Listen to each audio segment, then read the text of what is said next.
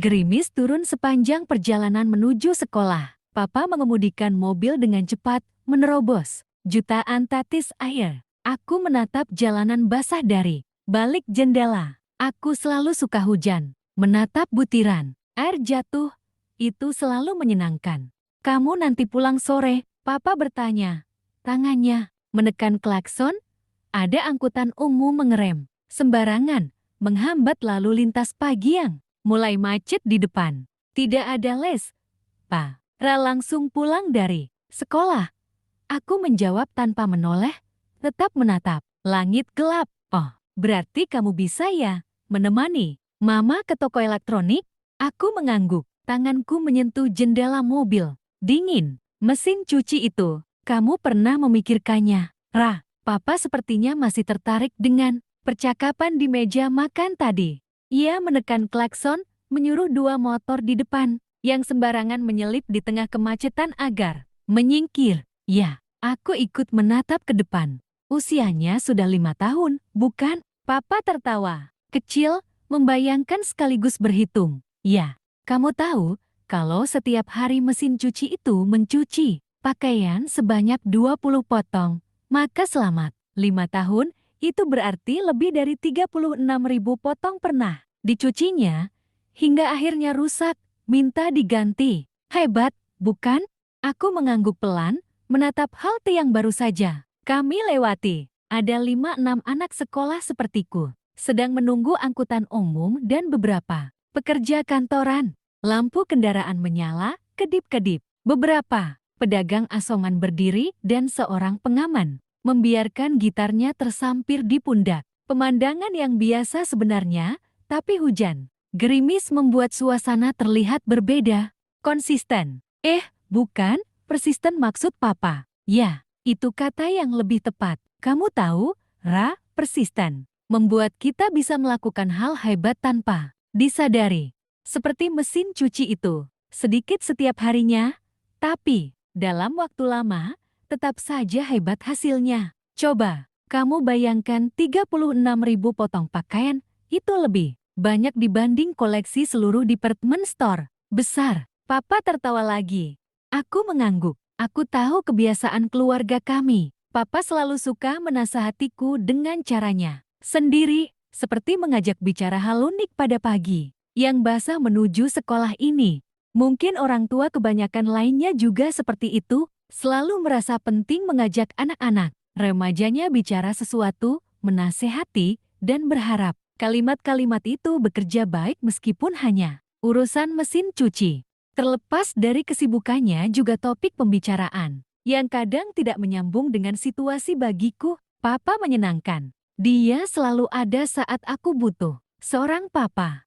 Dan satu lagi, Rah, urusan mesin cuci ini masih punya satu lagi yang hebat. Oh ya, aku memperhatikan wajah papa yang riang. Coba kamu hitung, jika setiap hari mama mencuci 5 potong pakaianmu, maka selama 15 tahun terakhir, dihitung sejak kamu bayi, itu jumlahnya sekitar 30.000 potong lebih. Atau, untuk Papa, 17 tahun sejak menikah, angkanya lebih banyak lagi. Bisa 40.000 potong. Papa, lebih banyak ganti baju, bukan? Total 70.000 potong lebih. Untung saja Mama tidak menarik uang laundry ke kita. Ya, Ra, kalau satu potong Mama tarik 1.000 perak saja. Wih, banyak sekali tagihannya. Papa tertawa. Aku ikut tertawa, mengangguk. Pembicaraan mesin cuci ini terus menjadi trending topik hingga mobil yang dikemudikan Papa tiba di depan gerbang sekolah. Gerimis menderas, para siswa yang satu sekolah denganku berhamburan turun dari angkutan umum, mobil pribadi, motor, atau jalan kaki. Mereka bergegas masuk menuju bangunan yang kering. Kamu bawa saja payungnya, Ra. Papa menoleh, menunjuk ke belakang. Tenang saja, di kantor nanti, Papa bisa minta tolong satpam membawakan payung ke parkiran, atau menyuruh siapalah untuk memarkirkan mobil. Papa seakan mengerti apa yang kupikirkan. Tanpa banyak bicara, aku meraih payung di belakang kursi, mencium tangan Papa, membuka pintu mobil, lalu beranjak turun. Dadah, Papa, dadah, Ra. Aku menutup pintu mobil. 2 detik kemudian, mobil Papa kembali masuk ke jalanan. Petir menyambar. Selintas, disusul gemuruh guntur memenuhi langit. Aku mendongak, sengaja belum mengembangkan payung. Awan hitam terlihat memenuhi atas kepala sejauh mata memandang. Bergumpal-gumpal, terlihat begitu suram. Terlihat seperti menyembunyikan sesuatu. Entahlah, aku selalu suka hujan. Semakin lebat, semakin seru. Aku membayangkan awan-awan gelap itu dan berdiri di antaranya. Dulu waktu usiaku masih 4-5 tahun, setiap kali hujan aku selalu memaksa bermain di halaman. Sesekali mama mengizinkan malah menawari. Itu permainan kedua yang ku kenal setelah petak umpat yang berakhir membosankan. Aku berlari melintasi rumput yang basah, menggoyang. Dahan pohon mangga yang menjatuhkan airnya dari daun, menduduki lumpur, melempar sesuatu, menendang sesuatu, dan tertawa gembira. Itu selalu seru. Sayangnya, Mama memiliki definisi ketat soal main. Hujan-hujanan. Masuk, Ra. Sudah setengah jam. Cukup, aku menggeleng. Tidak mau. Ra, tanganmu sudah biru kedinginan. Masuk. Besok kan bisa lagi. Mama melotot, Papa mengamini. Juga menyuruhku masuk. Aku kalah suara 2-1. Aku merengut, terpaksa menerima. Uluran handuk kering. Atau, aduh, Ra, kan baru kemarin kamu main hujan. Hujanan, Mama menggeleng tegas. Sebentar saja, Ma. Kan kata Mama besok bisa main lagi? Kilahku. Mama tetap menggeleng. 5 menit, tidak. 3 menit, tidak. Seberapa pun aku merajuk, menangis, jawaban Mama tetap tidak. Papa mengamini. Aku kalah suara lagi, dikurung. Dalam rumah. Usiaku baru 4-5 tahun. Rambutku masih tampak lucu dikepang 2 oleh Mama. Aku hanya bisa protes dalam hati. Bukankah kemarin-kemarin Mama yang menyuruhku main hujan-hujanan? Kenapa jadinya sekarang dibatasi banyak peraturan? Karena itu, rasanya senang sekali saat aku dapat izin bermain hujan-hujanan. Aku berlari ke sana kemari dan membujuk 2 kucingku agar ikut bermain air. Kucingku mengeong, panik, lari masuk ke dalam rumah. Aku tertawa, membiarkan tubuhku kotor oleh lumpur. Akhirnya setelah lelah, aku duduk di halaman, mendongak menatap langit gelap, awan hitam. Aku membayangkan apa yang sedang berkecamuk di awan-awan itu. Tetes air hujan deras menerpa wajahku. Aku meletakkan telapak tanganku, berusaha melindungi mata. Saat itu aku belum tahu, masih terlalu kecil. Tepat saat telapak tanganku melindungi wajah, seluruh tubuhku hilang begitu saja. Tubuhku menjadi lebih bening dibandingkan kristal air, menjadi lebih transparan dibanding tetes air. Aku asyik mendongak menatap langit, belum menyadari bahwa jutaan tetes air hujan itu hanya melewati tubuhku, tidak pecah saat mengenai wajah. Ini main hujan yang menyenangkan, melamun menatap langit langsung di bawah tetes air, dan yang lebih penting lagi, setiap kali aku duduk bersimpuh di rumput halaman, mendongak melindungi wajah dengan telapak tangan. Entah bagaimana caranya, aku bisa bermain hujan lebih lama. Mama di dalam rumah hanya sibuk mengomel mencariku, bukan meneriakiku agar bergegas masuk. Pagi, Ra, Sally, teman satu mejaku, berseru, membuyarkan lamunanku. Kepalaku yang mendongak, menoleh. Kenapa kamu bengong di sini, Ra? Sally tertawa riang. Dia baru turun dari mobil yang mengantarnya, mengembangkan payung berwarna pink. Tidak, apa-apa. Pagi juga, Sel. Aku menyeka wajah yang basah oleh gerimis. Cepat, Ra, sebentar lagi bel. Sally sudah berlari-lari kecil melintasi gerbang sekolah. Aku mengembangkan payungku, menyusul langkah Sally, menyejajarinya. Kamu sudah mengerjakan PR dari Miss Keriting? Sally menoleh, wajahnya seperti sedang membayangkan sebuah rencana jika aku menjawab tidak. Aku tertawa. Sudah, dong. Oh, syukurlah. Sally ikut menghela napas lega. Aku baru tadi subuh menyelesaikannya. Semalam aku lupa kalau ada PR, malah asyik nonton serial Korea. Miss Keriting bisa mengamuk kalau ada yang tidak mengerjakan PR-nya lagi. Iya, kalau cuma dimarahi, kalau disuruh berdiri di dekat papan tulis selama pelajaran, itu memalukan. Bukan, aku tidak berkomentar, menguncupkan payung. Kami sudah tiba di bangunan sekolah, melangkah ke lorong menuju anak tangga. Kelas 10 terletak di lantai 2 bangunan sekolah. Bel berdering persis saat kami hendak naik tangga, membuyarkan dengung suara keramaian anak-anak, bercampur suara gerimis. Sialnya, saat bergegas menaiki anak tangga, Sally bertabrakan dengan teman lain yang juga bergegas. "Heh, lihat-lihat dong," Sally berseru ketus. "Kamu yang seharusnya lihat." Yang ditabrak balas berseru ketus. "Jelas-jelas kami duluan." "Sabar sedikit." "Kenapa?" Sally melotot. "Duluan dari mana? Aku lebih cepat." "Semua orang juga tahu kamu yang menabrak dari belakang." Suara Sally melengking. Aku mengikut Sally memberi kode. "Cueki saja."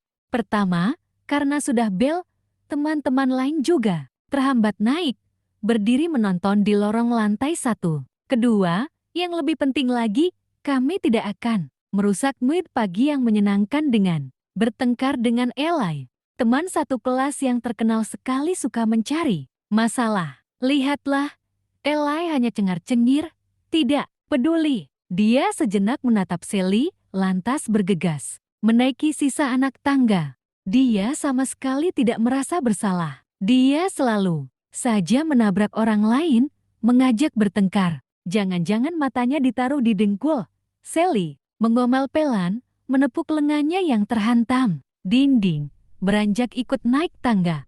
Keributan di anak tangga mencair. Guru-guru sudah keluar dari ruang guru, menuju kelas masing-masing. Tidak ada yang ingin terlambat saat pelajaran dimulai. Kayaknya si Ali matanya bukan di dengkul.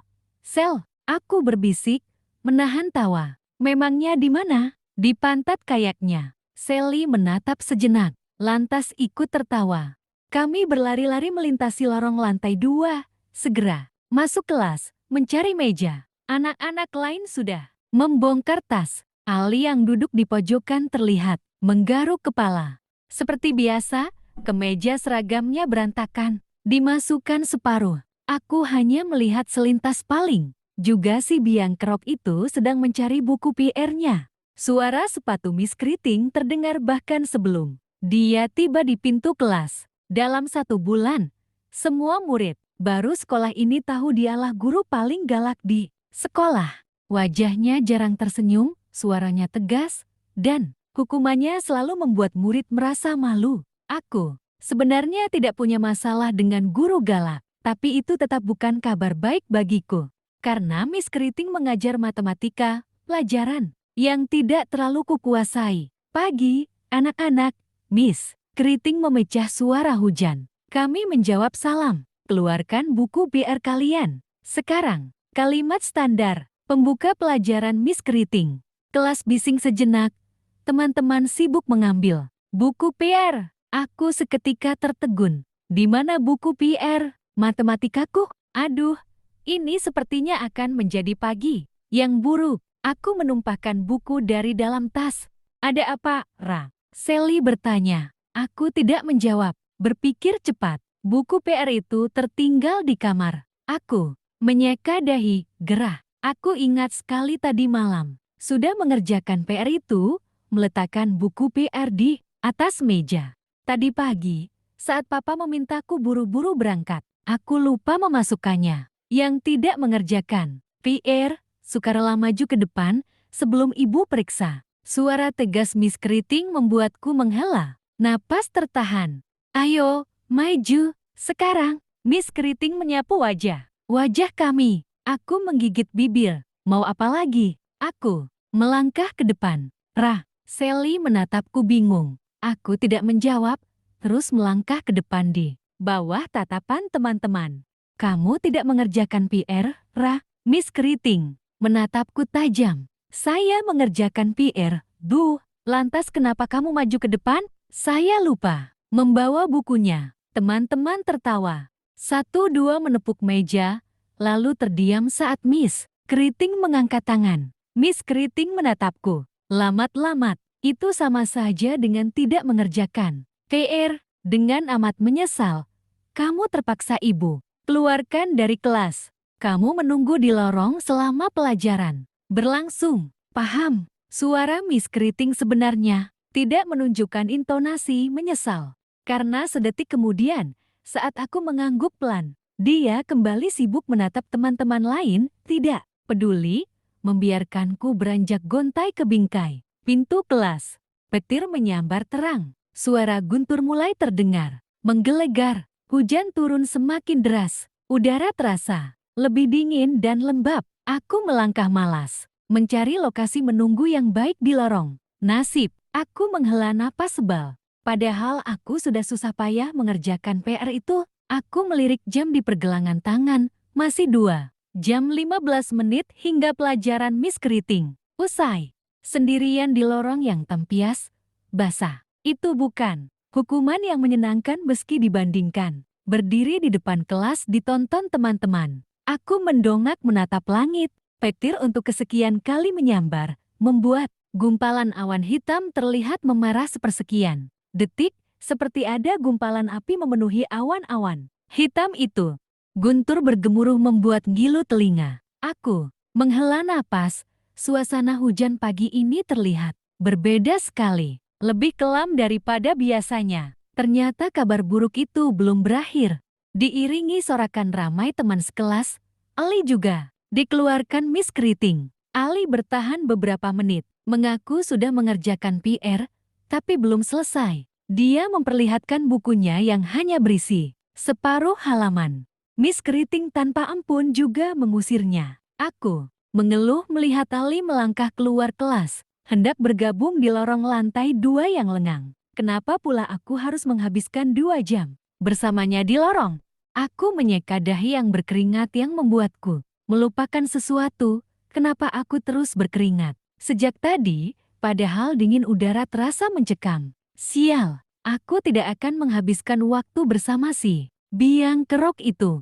Itu situasi yang tidak menarik, menyebalkan malah. Baiklah, sebelum Ali melihatku, aku memutuskan mengangkat kedua telapak tanganku, meletakkannya di wajah. Petir mendadak menyambar terang sekali, membuatku terperanjat, mendongak ke atas meski tidak mengurungkan gerakan tanganku menutup mata. Suara guntur terdengar membahana, panjang dan suram. Hujan deras mulai disertai angin kencang, membuat bendera di lapangan sekolah berkelepak laksana hendak robek. Tubuhku segera menghilang sempurna saat telapak tanganku menutupi wajah. Ali melangkah di lorong. Aku melihatnya dari sela jari, memperhatikan wajahnya yang tidak peduli menatap. Sekitar mungkin sedang mencariku. Ali menyeka rambutnya yang berantakan. Dia mengomel sendirian, melintasiku. Dasar guru sok, galak, tidak tahu apa. Tambah keriting saja rambutnya. Setiap kali dia marah-marah, aku menahan tawa. Melihat tampang sebal anak lelaki itu, aku hendak iseng menambahi kesalnya dengan mengait kakinya. Halo, gadis kecil. Suara dingin itu lebih dulu mengagetkanku. Petir menyambar terang sekali. Sosok tinggi kurus itu entah dari mana datangnya telah berdiri di depanku. Matanya menatap memesona.